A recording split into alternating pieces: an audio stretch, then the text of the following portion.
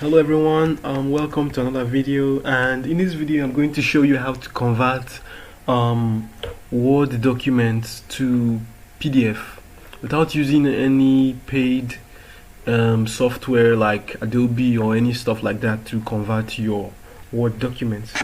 So right from Word, you can just come after you're done with your typing, your image placement and all that.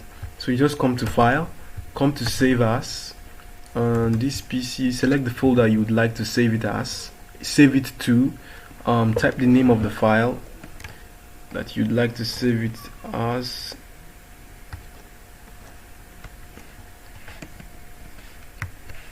Then on the Save As type, just right here, select PDF as the file type, okay, as the format, then click on Save. So that's it. It's been converted to PDF. So this is your PDF now opened in my browser. So that's it, as simple as that. If you found this video helpful, please like, please subscribe to support me, and I'll see you in my next video. Bye.